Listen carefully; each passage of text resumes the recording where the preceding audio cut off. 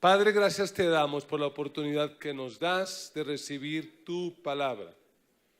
Creemos que la Biblia es la palabra de Dios, que es todo lo que nosotros necesitamos, que es la norma de fe y conducta superior a la conciencia y a la razón, pero no contraria a ellas. Tu palabra tiene poder para cambiarnos y transformarnos, Señor. Que tu palabra en esta mañana corra, sea glorificada, y que tu palabra haya cabida en los corazones y produzca de nosotros mejores cristianos y mejores ciudadanos para la gloria de tu nombre, Señor. Amén y amén.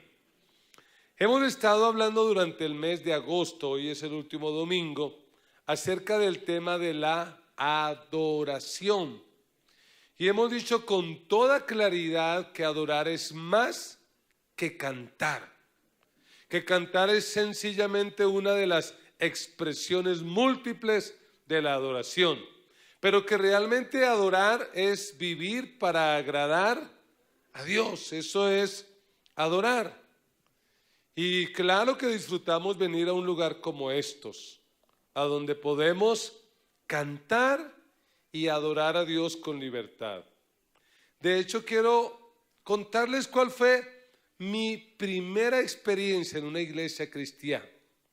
Es probable que en esta mañana haya alguien aquí que está por primera vez y se va a identificar con esta historia. Una prima hermana de mi madre conoció el evangelio. Se convirtió ella, su esposo, sus hijos. Y yo tenía 11 años cuando ellos me empezaron a hablar del evangelio. Ella era una de esas evangélicas bien intensas, que Dios la bendiga por eso. Porque si hoy ustedes tienen este pastor que tienen, bien o mal, es gracias a esa señora. Que era pero intensa, donde quiera que me veía me decía: Cristo te ama, Cristo tiene un plan para tu vida. Y a mí la verdad en ese tiempo los evangélicos me caían muy mal. Ahora ya no tanto. Un poquito, pero no tanto. Pero en ese tiempo me caían mal. Yo decía, y esos evangélicos me daban como alergia, yo no sé. Y siempre que me veía me hablaba, me compartía, me evangelizaba. Y un día en mayo de 1986, algunos de ustedes no habían nacido todavía, me encontré con ella. ¿Y qué cree que hizo otra vez? Cristo te ama. Cristo quiere cambiar tu vida. Y yo no sé ese día cómo estaba yo, probablemente muy endemoniado, pero yo le dije todas las groserías que me sabía. Para que tenga una idea de lo que yo le dije, vaya un día al Campín y siéntese en Oriental General, algo así por el estilo. Pero yo le dije de todo lo que se me ocurrió, porque yo dije, de esa manera me la voy a quitar de encima. Yo me imaginé que ella dijera: uy, no, con usted definitivamente no se puede. Pero en lugar de eso, ella me miró firme y me dijo: usted no puede hablar de lo que no conoce. Vaya, conozca y ahí sí, hable. Así que yo lo vi como un reto y dije: listo, voy a ir. Y yo pensé, como era una reunión de jóvenes, dije: yo voy y me pongo esa reunión de Ruana, haga alguna vaina, me les tiro el culto. Y llegué a esa reunión. Y lo que más me impactó en esa reunión fue la alabanza. Porque yo era católico, es no tan bueno, pero yo me esforzaba. Y yo iba a una reunión católica, ¿y cuánto duraba? 30, 40, máximo una hora. Y en esta reunión, ¿sabe cuánto se demoraron ellos alabando y cantando? Una hora. Y eso cantaban y cantaban. Y para colmo de males había cerca alguien con una pandereta, esas que y zumbaba esas latas ahí en mi oreja. Y yo, realmente me impactó, porque yo decía, tanta pasión que tiene esta gente por Dios. Cuando pasó el predicador, todo lo que él predicó tenía que ver con mi vida. Así que cuando terminó la reunión me preguntaron: ¿cómo te pareció la reunión? Y yo le dije, palabras más, palabras menos: usted es una zapa. Y ella me dijo: ¿por qué? Porque toda mi vida usted se la contó al pastor. Y dije, claro, esa es la estrategia. Llevan a uno, lo invitan y le dicen, mire, va a venir uno así, así, así. Y yo dije, es una zapa. Ella me dijo, no, eso es el espíritu. Y dije, sí, ¿cómo no? Espíritu de zapa. Eso es lo que tienen. Y yo me fui con la firme decisión. Dije, yo por aquí no vuelvo. Pero 2 meses después, julio del 86, pleno Mundial de México, yo practicaba las artes marciales, esa era una de mis pasiones. Y yo estaba en plena práctica y se me vino esa idea a la cabeza. Voy a ir a la iglesia. Porque yo dije, hoy no saben que yo voy a ir. Así que hoy el truquito no les va a funcionar. Y me fui para la iglesia y me senté detrás de una columna como metálica que había y ahí me senté. Y empezó el culto. Y empezó otra vez a cantar y la pandereta. Esta vez lo terrible fue que al lado mío había un hombre como de 1,80 de alto levantando las manos y llorando. Y cuando yo lo vi dije, esto es mucha nena. No le da pena semejante hombronón y llorando. ¡Qué vergüenza! ¿Qué le pasa a esta gente? Lo cierto es que ese día Dios tocó mi corazón de una manera radical. Mi corazón fue tocado, fue cambiado, fue impactado al punto que yo terminé pues entregándole mi vida a Cristo. Y cuando eso ocurrió yo dije, ¿y para dónde me voy? Y dije, me voy a ir a donde mi prima. Y ahí descubrí que yo me convertí por la pura misericordia de Dios, no por la fe de mi prima. Porque yo llegué y todavía con esos ojos rojos de llorar y le dije, prima, he decidido seguir a Cristo. Y ella me dijo, no lo puedo creer. O sea que no era la fe de ella, pura misericordia de Dios. No lo puedo creer, decía ella. Yo le decía, sí, Dios hizo algo, Dios me salvó con una puñaleta de 20 centímetros en la pierna izquierda, unos chacos aquí en mi cintura, pero me convertí. Y mi prima me atendió, me orientó, aunque no creía, y me regaló una Biblia de pasta dura y borde rojo de ese tiempo. Estamos hablando hace 33 años y no le voy a decir cuántos años tengo, pero 33 años hace que pasó eso. Y ella me orientó cómo leerla y antes de irme me dijo, y tome, escuche este casete. Pero algunos muchachos están diciendo, ¿qué es casete? En Google entran y ahí averiguan que era casete. Pero tienen que saber que eso existió y que antes del MP3 hubo casete y que nosotros nos alimentábamos con casete y que con un esferito le damos la vuelta a ese casete para adelantarlo o algo. Y yo me fui para mi casa donde vivía, sector La Ye, barrio Jerusalén, Ciudad Bolívar. Allá yo vengo de clase alta. Entonces yo llegué allá y me puse a leer la Biblia, leer. Y como a las 11 de la noche me acordé del casete. Y los que no saben, el casete tiene sonido por ambos lados. Y yo coloqué ese casete y era el testimonio de una hermana de nombre Bernarda, que ella contaba su experiencia, como Dios le había permitido conocer el infierno y el cielo. ¿Cuántos escucharon un casete así? Son viejitos, ¿no? Ya son veteranitos también, como yo. Y entonces yo coloqué ese casete y con tan mala fortuna que lo coloqué por el lado del infierno. Y esa hermana contaba unas cosas y entre eso decía, y yo iba con el ángel, yo iba bajando por esa escalera. Se sentía un olor a azufre y a medida que bajaba se escuchaban los gritos, los lamentos y las quejas. ¡Ah! A medianoche yo quedé... ¿Y sabe qué dije yo? De la que me salvé. Porque como iba mi vida, para allá iba yo. Y que escuché todo eso horrorizado. Luego lo saqué, había que oprimir un botón, stop, eject, y se abría y se volvía y se metía por el otro lado. Y el otro lado era la historia de ella en el cielo, donde lo que ella sintetizaba es que en el cielo lo que hacía la gente era alabar a Dios, cantarlo y expresar su amor a Dios. Y yo, con menos de un día de cristiano, aprendí mi primera lección teológica. ¿Y cuál fue? Que el lenguaje que se habla en el infierno es el lenguaje de la queja, y el lenguaje que se habla en el cielo es la alabanza.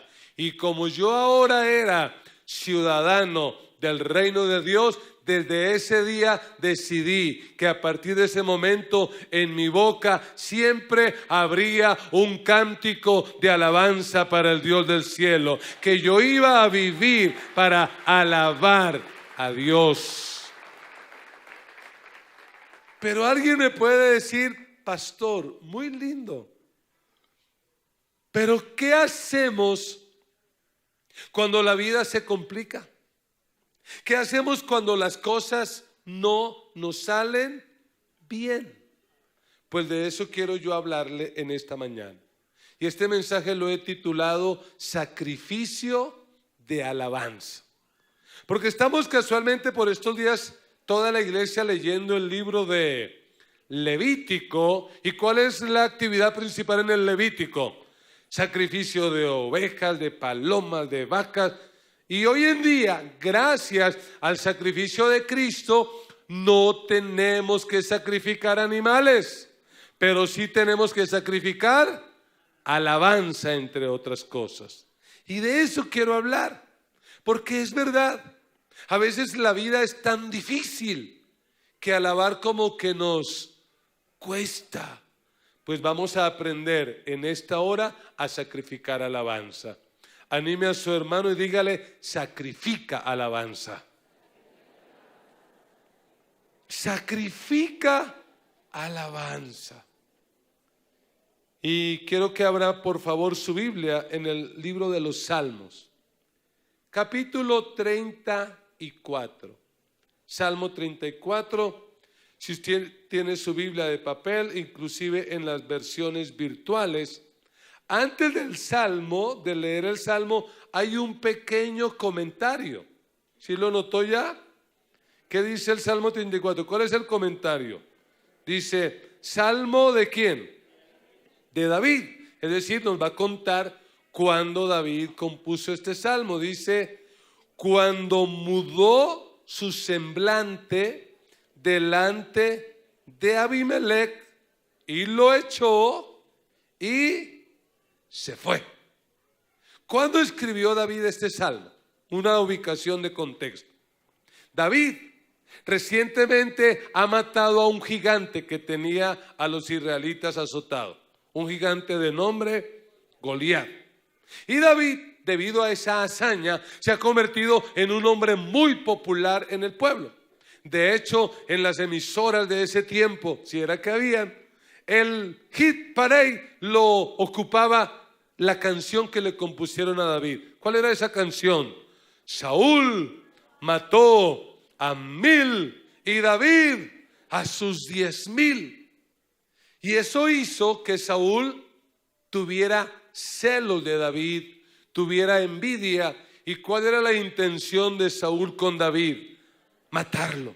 Así que desde ese tiempo, donde quiera que veía Saúl a David, tiraba lanzas para atravesarlo. Después de tanta lucha, David decide huir de Israel, lo deja todo y se va a una región vecina donde hay un líder, un hombre llamado Abimelech. Él cree que yendo a ese lugar le van a dar asilo político porque es un perseguido político. Pero cuando llega allí, lo que ellos ven es a un enemigo, porque dicen: este hombre es un soldado de Saúl, es un peligro. Así que apresan a David y lo llevan a donde Abimelech. Cuando David ve que lo van a matar, la única opción que encontró fue literalmente hacerse el loco. Y lo que dice la Biblia fue que empezó a babear y a escribir en las paredes. Uno se imagina a David babeando, escribiendo en la pared. Y cuando Abimelech lo vio así, que dijo: no me traigan locos aquí, yo para qué quiero ese loco, y lo echó.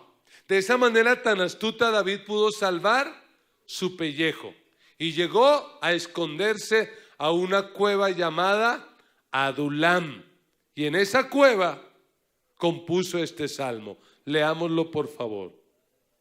Levante la voz y lea conmigo los primeros 4 versículos. Bendeciré a Jehová en todo tiempo. Su alabanza estará de continuo en mi boca. En Jehová se gloriará mi alma. Lo oirán los mansos y se alegrarán. Engrandecer a Jehová conmigo y exaltemos a una su nombre. Más fuerte. Busqué a Jehová y él me oyó y me libró de todos mis temores. Yo quiero dejar en su corazón una verdad. Y la verdad es que podemos tener éxito si alabamos a Dios aún en medio de los problemas. Escúchelo bien. Podemos tener éxito si alabamos a Dios aún en medio de los problemas. Vamos a aprender en este día a alabar a Dios de manera especial cuando las cosas nos van mal. Porque cuando tú haces eso, tú vas a convertir esa crisis, esa tragedia, la vas a convertir en victoria. Y si en esta mañana has venido aquí pasando por una situación difícil en el área que sea, te tengo buenas noticias. Con tu actitud de alabanza vas a convertir esa crisis en bendición y esa derrota en victoria en el nombre de Jesús. Lo podemos hacer, pero ¿qué tenemos que aprender? A sacrificar alabanza. Es decir, a alabar a Dios cuando humanamente no hay razón para hacerlo. Pensemos en el que escribe este salmo, David. ¿Tenía él razón para alegrarse y alabar? No. Uno podría pensar que David se metería a esa cueva. ¿Y a qué se metería?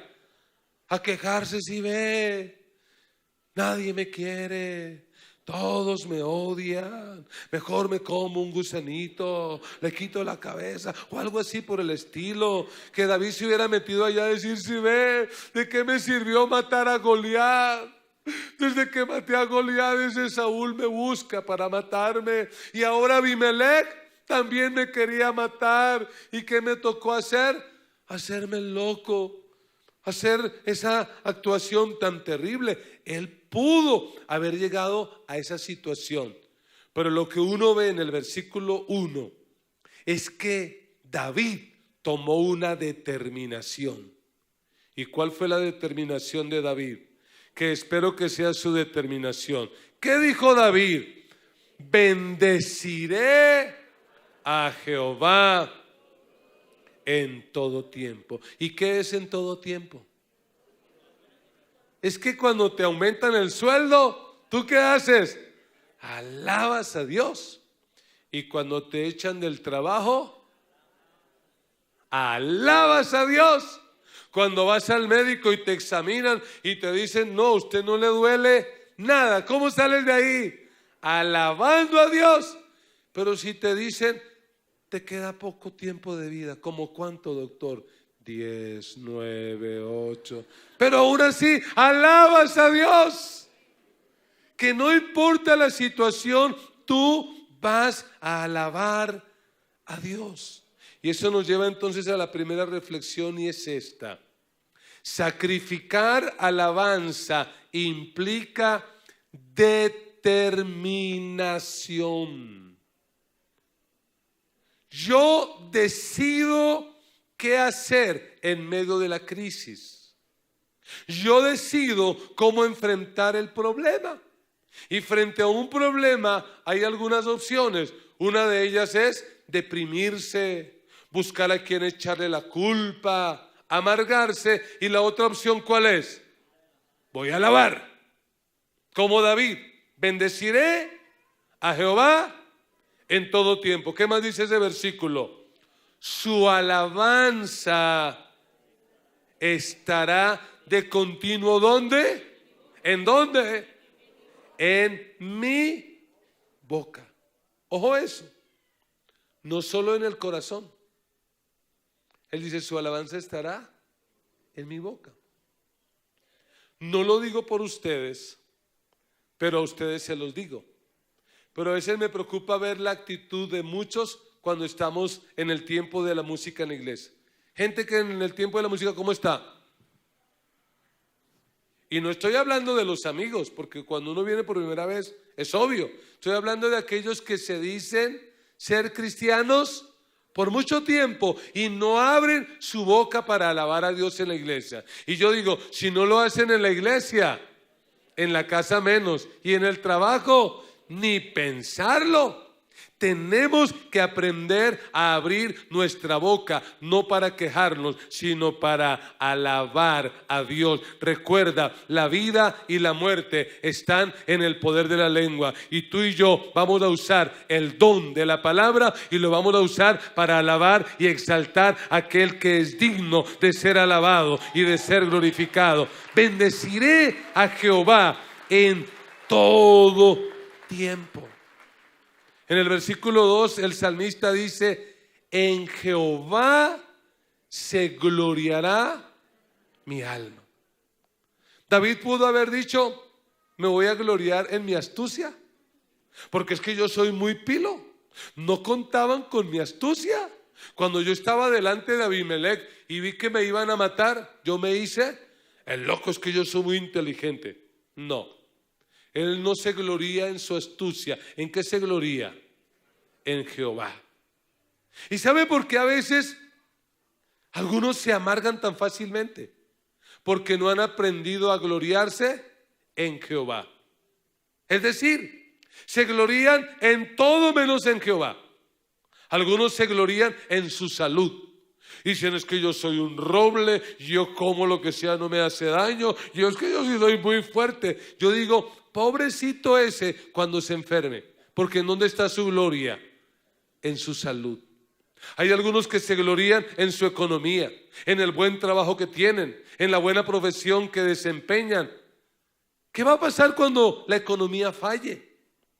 Algunos se glorían en su matrimonio, en sus hijos, y yo quiero decirte, gloria a Dios por todo eso, pero un creyente tiene que aprender a gloriarse en Dios, porque si tú te glorías en Dios y no tienes salud, y no tienes plata, y no tienes nada de eso, de igual manera vas a ser feliz, porque has decidido gloriarte en Jehová. En Jehová se gloriará mi alma. Y él dice en ese mismo versículo, lo oirán ¿quiénes? Lo oirán los mansos, versículo 2, y se alegrarán. ¿Cómo que lo oirán los mansos y se alegrarán? Claro, porque David pudo salir victorioso de ese problema con Abimelech debido no a su agresividad, no a su fuerza, sino a su mansedumbre. Porque realmente fue un acto muy humillante para un hombre que acaba de matar a un gigante, hacerse el bobo. Eso fue humillante, al punto que David no solo pareció manso, pareció también menso. De hecho, Abimelech dijo, no me traigan ese menso acá, ¿para qué quiero un loco como ese? Lo oirán los mansos. ¿Sabe lo que nos está diciendo el Señor? Que tú y yo, frente a la vida, vamos a triunfar por nuestra mansedumbre. David acababa de derrotar a Goliat. ¿Y sabe qué cargaba entre su equipaje David? La espada de Goliat. ¿Y qué pudo haber hecho David a lo colombiano? ¿Sabe qué? Pues, ¿contra cuántos es que qué cree? No, él prefirió ser manso y su mansedumbre le dio la victoria y le dio la bendición. Así que lo primero que necesitamos para aprender a sacrificar alabanza es determinación. Y algunas preguntas para nosotros. ¿Cómo reaccionamos frente a las dificultades? ¿Cómo reaccionamos cuando tenemos problemas y cuando la vida se sale del cauce? ¿Cómo reaccionamos cuando la enfermedad viene, cuando la escasez viene? ¿Cómo reaccionamos frente a eso? ¿Cuál es tu determinación? Porque algunos tristemente en esa crisis, la determinación que toman, ¿cuál es? No vuelva a la iglesia, no vuelva a orar, no vuelva a leer la Biblia. Como algunos cantantes famosos ahora están diciendo y se llenan escribiendo en las redes sociales: renuncio a mi fe, ya no soy más cristiano. ¡Qué vergüenza! Esa es una mala determinación. Yo quiero animarte, así la vida esté complicada, levanta tu voz y decide alabar a Dios, decide exaltar a aquel que tiene respuesta, aquel que tiene solución para tu vida. Determine alabar a Dios. Pero en segundo lugar, sacrificar alabanza implica también demostración. Es decir, se tiene que notar. Y las dificultades son el mejor escenario para que se note que un cristiano es diferente. Porque si en una crisis tú te amargas, te quejas como los demás, ¿dónde está la diferencia? No hay diferencia. No hay ninguna diferencia. David mostró que era diferente. Mire el versículo 3. David dice: engrandeced a Jehová conmigo y exaltemos a una su nombre. ¿A quién le está hablando David ahí? ¿A quién es a quien David le dice: oiga, engrandeced a Jehová conmigo y exaltemos a una su nombre? Vamos a la Biblia. Y en el primer libro de Samuel, capítulo 22, versículo 1, la Biblia nos dice que cuando David pudo escaparse de las manos de Abimelech, hizo esto. Yéndose luego David de allí, huyó a la cueva de Adulam. Y cuando sus hermanos y toda la casa de su padre lo supieron, vinieron allí. Es decir, ¿quién le llegó allá? La familia, porque probablemente Saúl a ellos también los querría matar. Pero mire el versículo 2. Y se juntaron con él todos los, subraye, afligidos, y todo el que estaba endeudado, y todos los que se hallaban en amargura de espíritu, y fue hecho jefe de ellos, y tuvo consigo como 400 hombres. Mire la bandola que armó David. Mire el parchecito que armó. 400 hombres, pero ¿cuáles características tienen? Afligidos, endeudados y amargados. Oiga, qué grupo tan tremendo, ¿cierto? Eso de afligidos se puede entender como que vivían deprimidos, es decir, vivían con la depre, todos deprimidos, llevados, y me imagino que se saludaban: ¿cómo están? No, aquí en la inmunda, aquí no. ¿Y los otros cómo están financieramente? Endeudados, no tienen sino deudas. ¿Y los otros cómo están? Amargados, viven bravos con todo el mundo. ¿A quiénes les dijo David? Volvamos al Salmo 34, versículo 3. Engrandeced a Jehová conmigo y exaltemos aún a su nombre. ¿A quién le dijo eso? A estos. ¿Cómo hubieran posiblemente esperado encontrar esos afligidos, endeudados y amargados a David. ¿Cómo lo hubieran podido encontrar? Muchachos, siquiera que vinieron. Yo aquí solo en esta cueva. Y ustedes sí saben que yo maté a Goliat, pero el Saúl no agradece. Y yo lo único que he hecho es vivir para Dios y componer salmos y cánticos. Yo soy un hombre de... Pero mire cómo me trata de mal la vida. ¿Es la actitud de David? Ay, pero mucho me temo que algunos cristianos sí actúan así. Que viene la crisis y se derrumba. Yo no vuelvo a la iglesia. ¿De qué me sirvió tomar las escuelas? Y hasta allá estaba empezando a diezmar y todo. No, yo por allá no vuelvo. Yo no vuelvo a esa iglesia. No. Parece que cuando llegan ellos se sorprenden porque ¿qué encuentran? A un David que les dice: no, señores, afligidos, endeudados y amargados. Vamos a cambiar de actitud. ¿Qué es lo que vamos a hacer? ¿Y qué les dice? Vamos a engrandecer a Dios. Es decir, vamos a colocar las cosas en la perspectiva correcta. Porque a veces hay cristianos que frente a la crisis hasta oran, pero con una perspectiva equivocada. Algo así. Diosito, Diosito, ayúdame con ese problema. No. ¿Cómo ven a Dios? Chiquitico. ¿Y cómo ven sus problemas? Gigantotes. Yo quiero decirle, no. Cuando vengan esas situaciones, vamos a engrandecer a Dios y le vamos a decir: Dios, esta enfermedad es pequeña para ti porque tú tienes poder para resucitar a los muertos, Señor. Esta deuda que tengo para ti no es nada porque tú eres el dueño del oro y de la plata. Tú eres mi pastor y nada me faltará, Señor. Estos problemas son pequeñitos comparados con tu grandeza.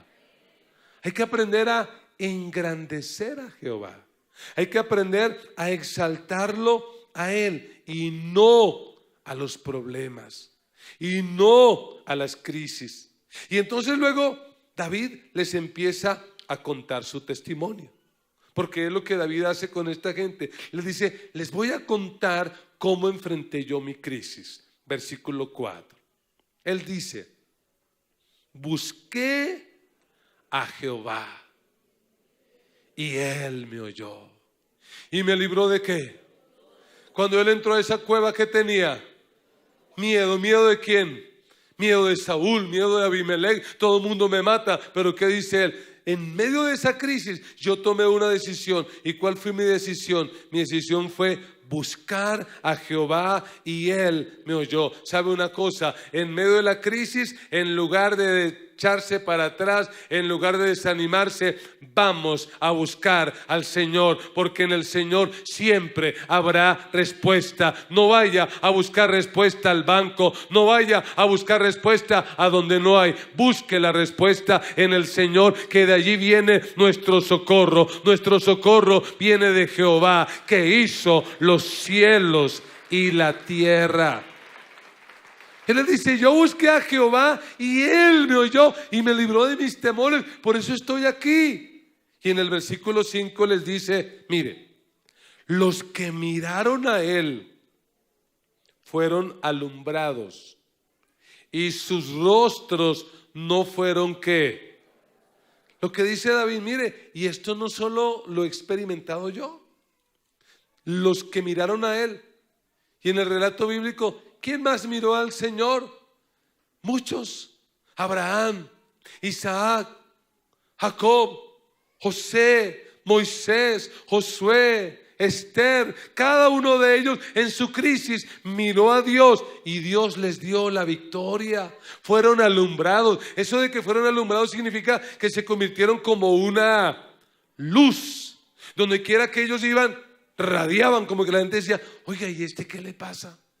Semejante crisis y mírelo cantando, alabando. ¿Qué les pasa? Íbamos iluminando. Y aquí hay una promesa que quiero darla para alguien. Dice: y sus rostros no fueron avergonzados. Reciba esta palabra de parte del Señor. En medio de la crisis que estás viviendo, no vas a quedar en vergüenza. Dios te va a dar la victoria. En esa deuda financiera, Dios te va a levantar, Dios te va a bendecir, Dios te va a proveer. En esa crisis emocional, en esa pérdida, no vas a quedar avergonzado. Dios te va a levantar y te va a dar la victoria. Pregunto, ¿acaso para siempre David se la pasó haciéndose el bobo, escribiendo en paredes?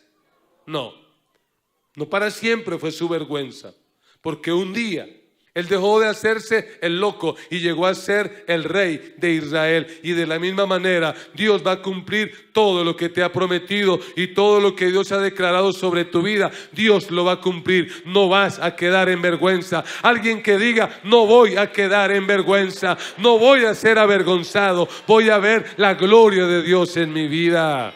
Y darle un aplauso al Señor, que no nos va a dejar en vergüenza. Y en el versículo 6, David parece que agarra su dedito y vuelve a señalar su pecho. ¿Y qué dice? Este pobre clamó y le oyó Jehová. Porque honestamente, cuando David sale de la presencia de Abimelech y se esconde en la cueva de Adulam, ¿quién es David? Un pobre. ¿Qué tiene David? Nada. Por eso dice: este pobre clamó. ¿Y qué pasó? Y le oyó Jehová y le libró ¿de qué? De todas sus angustias. ¿Pero qué tuvo que hacer? Clamar. ¿Qué es clamar? ¿Qué es clamar? Clamar es lo que uno hace cuando está en una situación extrema. Clamar es eso que usted expresa cuando ya no puede más. Si usted está en una situación de peligro, ¿usted qué hace? Por favor, alguien que me ayude. ¿Sí? ¿Cómo clamarías tú si estuvieras en una situación de extremo peligro? ¿Cómo lo harías? ¿Cómo pedirías ayuda? A ver, alguien que lo dramatice. Dígalo. ¿Cierto? Pero más real. ¡Auxilio! O sea que yo me imagino que cuando David entró a esa cueva y clama a Dios, probablemente lo que David que le dijo a Dios fue: ¿sabe qué, Señor? Ya no puedo más. Estoy cansado. No hago sino huir de Saúl y ahora huir de Abimelech y tener que estar en esta cueva. Señor, ya no puedo más. ¿Y cuántos de los que estamos aquí en algún momento de la vida habremos tenido que clamar? La buena noticia es que cuando clamamos, el Señor nos oye y nos responde y nos libra de todas nuestras angustias. Por eso tenemos que aprender a clamar a Dios. Porque hay momentos que la oración normalita no vale. ¿Qué nos toca hacer? Gritar.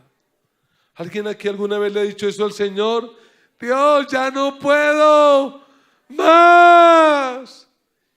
Y alguien probablemente en este día tiene que levantar la voz y decirle eso: Señor, ya no puedo más. O tú haces algo en este hogar, o tú haces algo en mi vida, o tú haces algo en mi economía, porque lo que soy yo ya no puedo más.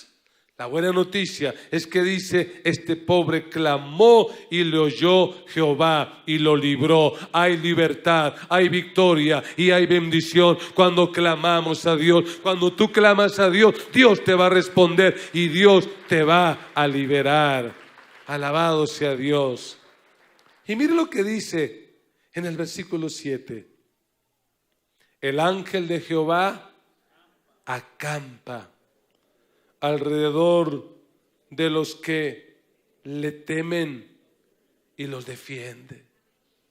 Como que David repasa un poco su historia y que dice: oiga, yo no me había dado cuenta, pero cuando estuve allí delante de Saúl y Saúl me mandó la flecha, la lanza, perdón, una y otra vez, ¿quién estuvo allí? El ángel de Jehová.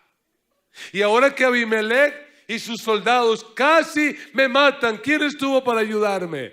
El ángel de Jehová. Y yo quiero decirte que cuando estás en crisis y en luchas de manera especial, tú nunca estás solo. Hay ángeles alrededor de ti, guardándote, defendiéndote y protegiéndote, porque fiel es aquel que prometió: he aquí, yo estoy contigo todos los días hasta el fin del mundo. Nunca vamos a estar solos. Él va a estar con nosotros.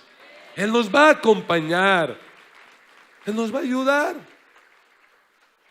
David pudo demostrar su fe en medio de la crisis. David pudo demostrar su confianza en Dios en medio del dolor. La pregunta es, ¿y tú?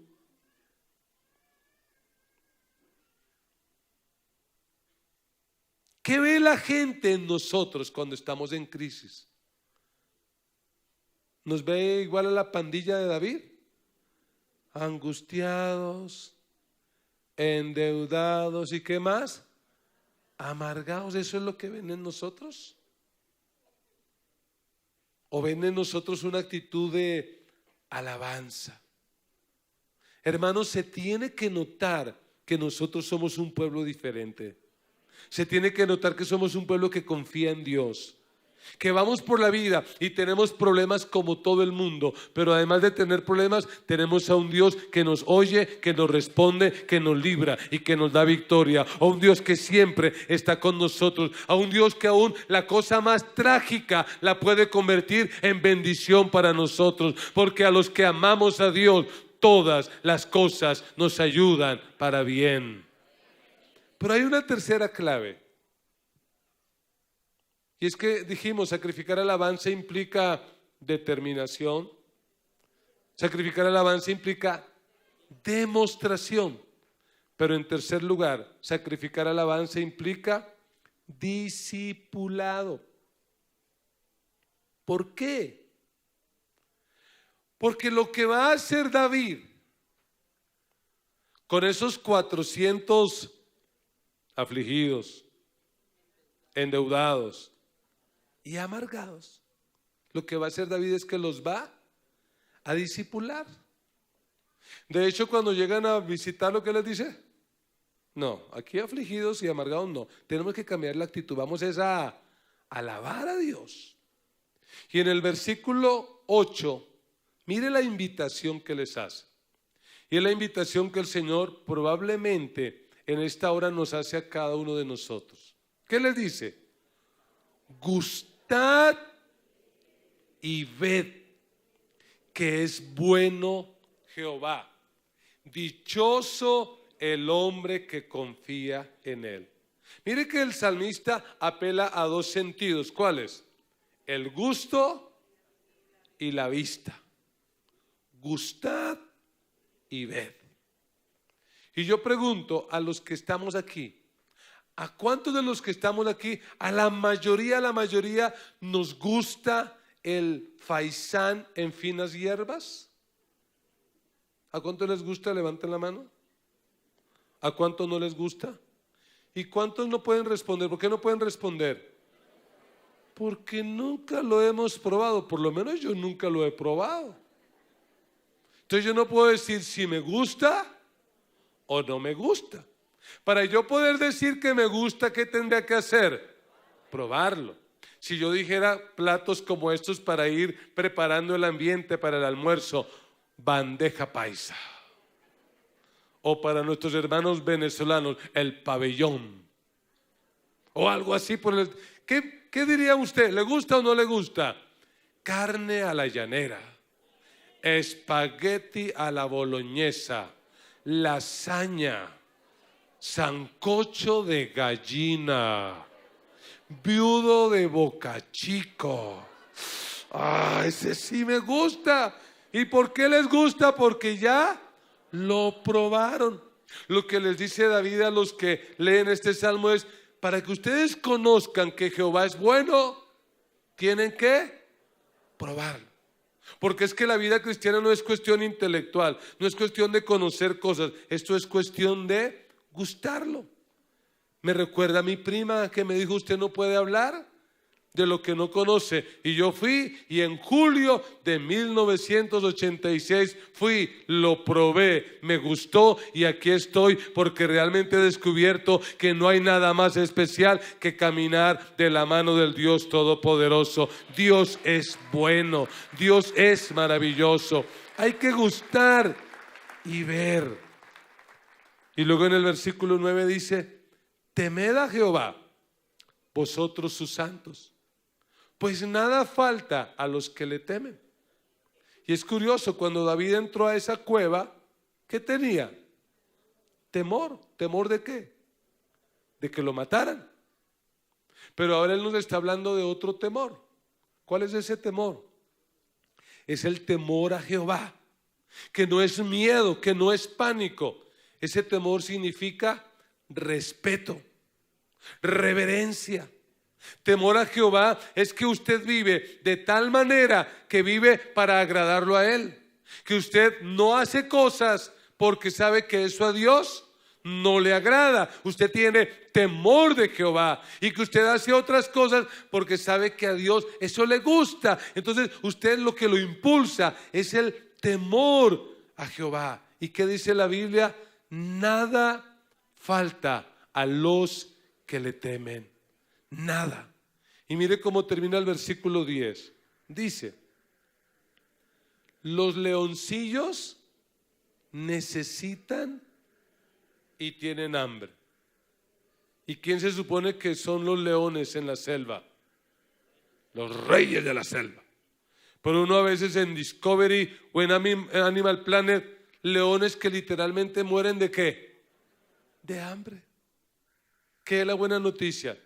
Que pudiera un león morir de hambre, pero aquellos que buscan a Jehová no tendrán falta de ningún bien. Dios se encargará de proveer para todas nuestras necesidades. Y lo que David les está diciendo es: Dios me ha cuidado a mí. Dios ha hecho algo especial con mi vida. En honor a la verdad, David fue un discipulador.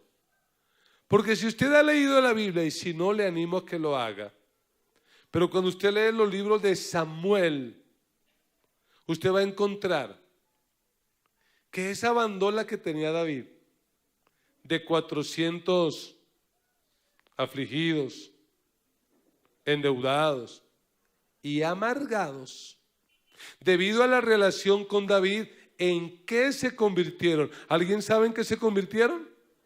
¿Cómo los llama después la Biblia? Los valientes de David.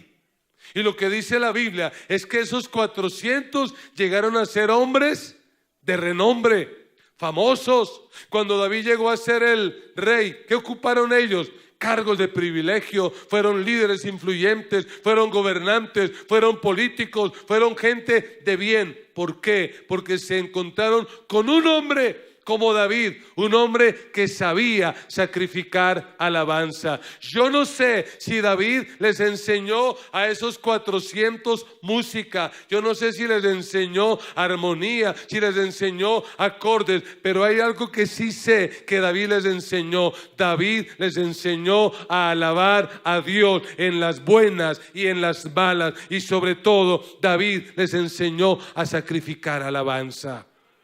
Por eso esos 400 afligidos, endeudados y amargados se convirtieron en los valientes, valientes de David. Qué bueno que nosotros, como David, podamos influenciar a los que nos rodean. Que nosotros seamos de esos que contagian el lugar donde llegan de alabanza y no de queja. Que nosotros seamos como David, que hace que personas afligidas, amargadas y endeudadas se vuelvan valientes. Que los podamos cambiar. Amados, que Dios nos ayude a desarrollar una cultura de alabanza. Que aprendamos a alabar a Dios en todo tiempo, especialmente cuando las cosas no marchan bien. ¿Sabes por qué? Porque la alabanza tiene el poder de atraer la presencia de Dios. La alabanza tiene ese poder. ¿Y sabe qué es lo que más confunde al diablo? Ver a un cristiano que está en crisis, que está en problemas, que está en dificultades, pero aún así alaba. ¿Qué dice el diablo? Con estos no se puede. Es que mire, así les vaya mal, que están haciendo, alabando a Dios. Así tienen la dificultad que están alabando a Dios. En estos días salió una imagen de un pastor que en Siria fue ahorcado por causa de su fe. Pero los que vimos esa imagen nos conmovió, porque ¿cómo fue este hombre a la horca? Sonriente y alabando a Dios. Los que estaban allí para presenciar la muerte de un pastor que por su fe moría en Cristo, no encontraron a alguien quejándose, llamen a derechos humanos, sino a alguien que estaba sonriendo y alabando a Dios. Termino con una frase. La adoración transforma mi carácter, mis circunstancias y a los que me rodean. Si tú y yo aprendemos a alabar, esa alabanza nos va a cambiar primero a nosotros. Por eso a David en la Biblia no se le conoce como el amargado David, el afligido David. ¿Cómo se le conoce? El hombre conforme al corazón. El adorador, el que en cualquier circunstancia siempre estaba componiendo canciones para Dios. Porque la adoración transforma mi carácter, mis circunstancias. ¿Y a quién más transforma la adoración? A los que nos rodean. ¿Cuántos estamos dispuestos a sacrificar alabanza? Ya no hay que sacrificar ovejas, ni palomas, ni cabras, ni vacas, pero sí hay que sacrificar alabanza. Colóquese de pie. Y algunos de los que están aquí escuchando esa palabra o que nos siguen a través de nuestro canal de YouTube, probablemente hoy tienen que hacer justo eso, sacrificar alabanza. Pues vamos a sacrificar alabanza, porque cuando nosotros alabamos a Dios, Dios se manifiesta, ocurren milagros, ocurren maravillas, hay respuesta, hay bendición.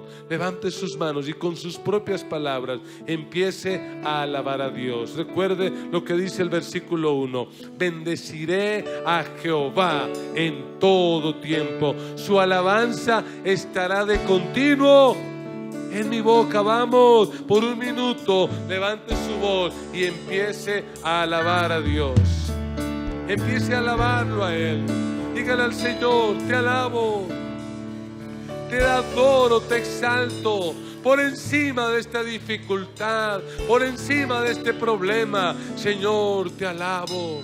Doy el honor, la gloria, la alabanza y la adoración a ti. Señor, tú eres bueno y para siempre es tu misericordia. Señor, por encima de esta crisis te adoro, por encima de esta enfermedad te adoro, Señor. Y hoy tomo la decisión que te voy a alabar siempre. Te voy a alabar en las situaciones buenas y en las crisis también te voy a alabar. Cuando mis negocios vayan bien, te voy a alabar, y cuando no vayan tan bien, te voy a alabar. Cuando tengas salud, te voy a alabar, y cuando esté enfermo, aún en el lecho de la enfermedad, te voy a alabar, Señor.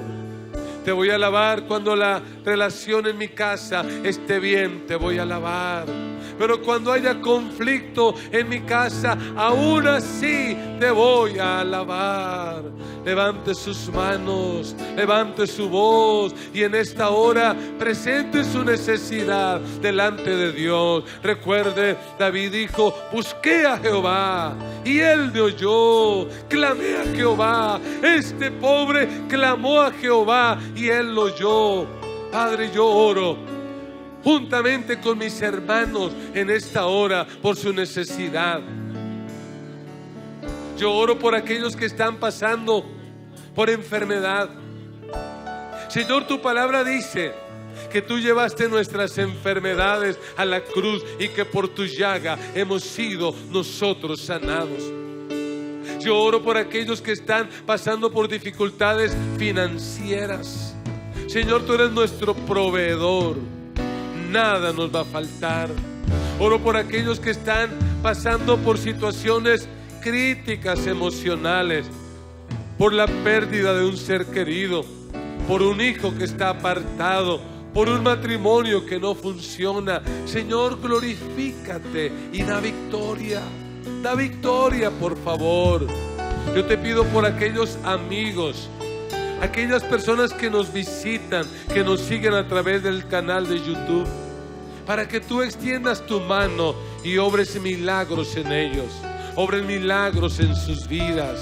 Señor, por encima de todo, enséñanos a alabarte.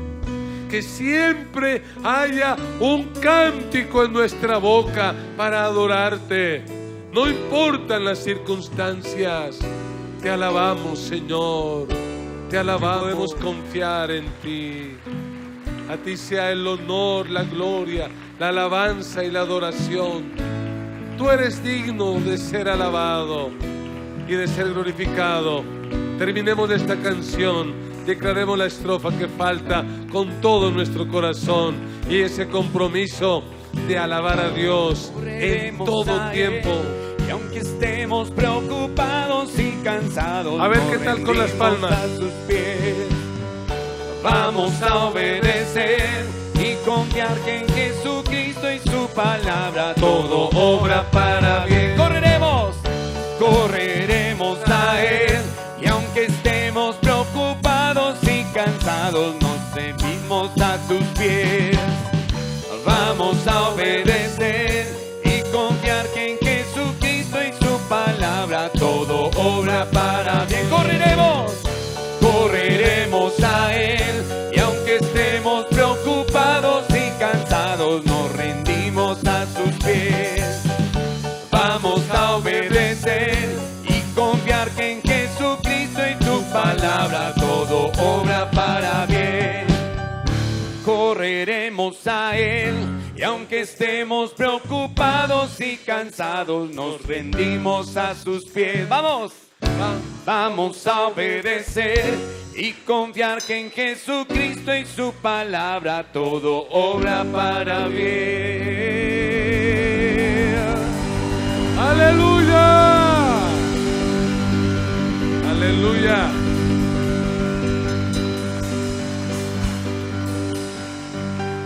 Que Dios nos ayude a sacrificar alabanza siempre. La gracia de nuestro Señor Jesucristo, el amor de Dios nuestro Padre y la comunión del Espíritu Santo sea sobre cada uno de ustedes, y todos con alegría decimos amén y amén. Aleluya.